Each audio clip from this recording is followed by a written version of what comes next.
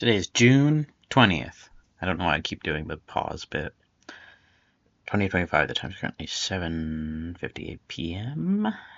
Like the prime. I did this bit already. I can't keep track of my bits. My bits are all falling out.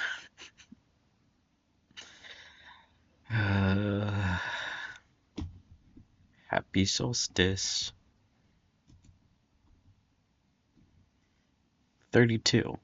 With a system for the analytic testing of Mima's whole cycle of formulas, phase by phase, I became in due course such an expert at watching everything everywhere as through a glass, everything everywhere, that in the third year following the day of Mima's demise in Aniara's halls, I managed to hit on the trans-Thomist principles which govern human rise or fall. On this discovery I went almost mad. The wild intoxication of deep, unreal joy transformed my soul into an all-seeing eye, taking in the whole house of space at once. I was brought up from my prison in Aniara's hold, where the woman pilot was also confined, back to the hall of our once hallowed Mima, and rumors spread. I heard the jubilant laughter. They all spoke of this great discovery, and of Mima's comeback in the starry night. 33. But beyond every solution lurks a mystery. I exulted all too soon in Mima's hall. I saw the key indeed, but as through reaches of clear glass and fathomless mountain crystal. Without the aid of Mima, once my guide and helper, I faltered, weak and poor in spirit. The power of thought in consternation ebbed away. Deprived of Mima, I saw a mirrored world which glimmered and died out on Mima's screen. By Mima's ruin, as though fallen among fires, I saw her breast, a blackened, burnt-out shell. 34. I have no name myself. Attached to Mima, I am known therefore as the Mima Robe. The oath I took is called Golden Divan. The name I used to bear was erased at the first testing and must forever be forgotten. With Isagel, the woman pilot, things have so fallen that her position decides her name, which is a code word. Her true and secret name, the one she whispered close to my ear, I cannot here betray. Her eyes reflect the inaccessible, yet gentle light of things unspoken, the light so often seen in mysterious things, when beauty has surpassed the mystery. And as she draws the graphs, her nail tips glimmer like opaque lamps in the half-light of the halls. She says, "Please follow the graphs here with your numbers, where the dark shadow of my sorrow falls." And then she rises from her gopta table, and the radiance of her thoughts illuminate me. Our glances meet, and, soul to soul, in silence we stand. I worship Isagel. Isagel. I flip-flop on the pronunciation. We'll see which I keep. 35. The inexorability of space drives us to practices and beliefs we have not had since pre-Goldondic days, now half forgotten, and Aniara's 4 religions, with priests, crucifixes, and temple bells, the cult of the vagina, clamoring Urginor, the sect of ticklers, perpetually laughing, reappear in space, crowding on each other's heels to fill the vast deserts of eternity. And I, who in my role of Mimarobe am held responsible for all illusions which have been broken, must make room in Mima's crypt, and hold everything in line, or the lustful libidinous woman and voluptuaries in the sex dance of the cult surround their god. 36. I look at the women embellishing their beauty. For many of them this is not so hard. Here wanders Yal, a dormified Urgina, whose power of love is now at its prime, and there stands Libidel, from Venus's green, perpetually fertile jungle spring, and close beside Chabeba, Yurg obsessed, and with a Candian jewel on her thigh, stands Dormijunen Gina, Round her surge the flock of novices whom she instructs. At one time I developed the idea of so placing 1,000 mirrors that they could give us everything that mirrors can, of bright reflection and seemingly widened space, which optically magnifies every inch to an illusory depth of some 8,000 inches. And when we had furnished 20 halls like this, with mirrors taken from another 80, the results were so magnificent that for 4 long years with mirror glass I could entrance the soul distraught. To keep our minds off our fatal journey and turn them to the happy world of mirrors, I introduced so many to the bliss induced by mirrors in a house of mirrors. Even I myself found time for Jurg with daisy duty from far Dorisburg. And even with Chibaba and with Yall, I and my reflections danced in Mima's hall.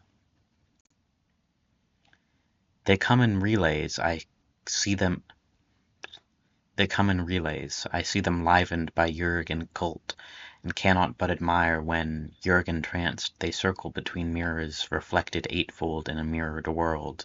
From all directions, swaying in the Jurg, they seem themselves a dancing heavenly host in all the glory of eightfold reflection. Chibaba 8 times over, 8 times Yall, and Jaina 8 times in an octagonal hall. See Libidel with skilled unerring hand, as she eggs on a man from Doris land, and now Chibaba when in Yurgian bliss, she whirls around to mirrored nothingness, where 8 Chibabas dancing in to meet, show her 8 times again her breasts and feet. For everything must shimmer like a mirage, when mirrored dance is danced on mirrored limbs. Illusions point the way through Yurgian halls, to mirrored valleys and to mirrored plains. 37. Desire and piety go hand in hand. On rolls the chariot, drawn by a team of men and women, members of the cult. The chaste staff, lifted by Isagel, is held up with the lantern of the cult. When Libidel, her retinue 8 libidinor, glides to the ceremony, lies down in readiness. Later, when all are warmed by vaginal fire and lie there drowsily and in content, Isagel, with her lowered staff, moves forward and touches with the lantern thrice, 3 times, our holy shrine, our blessed Mima's grave. Then comes on a sigh like wind-swept reefs, when Yall, peace in her bosom, absolved from desire, kneels lingering by the shrine, supplicating with tender whisperings the goddess's bier. What peace in her expression as she hears the dutiful singing of the Day of Days, and Isagel and Libidel and Jaina circle the grave in chorus with Chibaba. 38.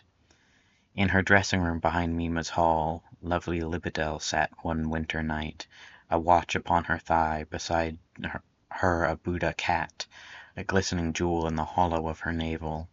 In her bosom flashed a heart-shaped pendant.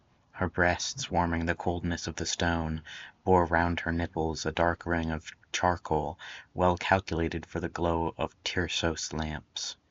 But watchful envy lay in ambush, waiting and purring quietly its panther song, ready to tear to shreds the legend of her beauty and scatter it in triumph to the winds.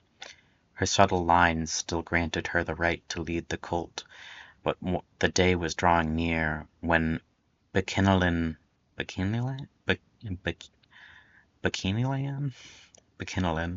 would but enhance their failings, and could no longer intrigue the devotees. But now she began to hide the promise, which lay but a few inches from her sacred centre, and a zenambric complement draped round her hips helped to distract the mind of the beholder. Could be chenombric. I don't know. But many connoisseurs among the pious, nourished in secrecy their growing doubts, no longer did they queue as formerly to enjoy her favours when she led the cult. Libidel, apprehensive, smooths her hair. Her jewelled navel now seems like a sore, but she hopes, all the same, her ample breasts in fellowship with graceful thighs will keep her for another year at least, at the high altar of the cult, though even now her autumn shows signs of its approach. In sunrose Serathsme, and Pleyel the luscious Yall stands quietly by her side, still young enough to wait for her high day, the time when she herself, one dazzling night of shooting stars, will succeed Libidel. A discovery not hitherto foreseen was made by Isagel, the woman pilot. One morning she sat quietly in the Gopta room where she was working on her gender graphs, gender with a J. She called out suddenly and bade me come to the gender table where, at lightning speed, she caught and sealed provisionally her finding. She shrieked for joy and pressed to her heart the lively struggling inspiration, which safely delivered now had been conceived through love of the law of great numbers. When I studied this child I could see clearly that it was healthy, with the strength of form which always characterizes Isagel's work in the world of higher mathematics. If this discovery had been made in Doris, if only Doris's valleys could have been a dwelling place for artisans of numbers, it would have made a great sensation at once, and deeply changed the Gopta calculus.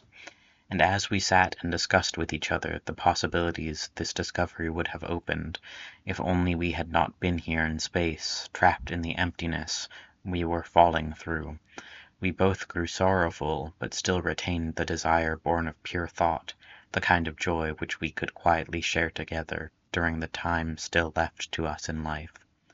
But now and then my Isagel would weep to think of this overwhelming, endless space, where everything can only fall forever, as she herself must fall, and must fall with her this great problem now solved and clearly mastered.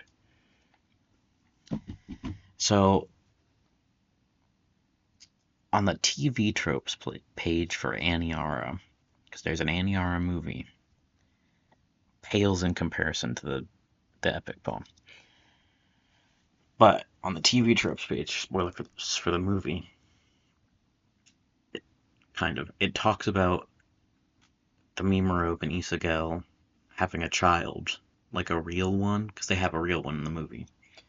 This is also as part of the page for the poem as well.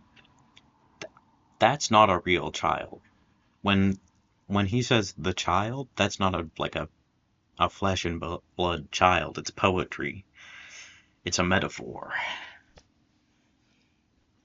Things that, well, like, I'm the only person that is mad at that. Sorry if it's peaking. But you don't have to turn your things up now. You might have to turn them down.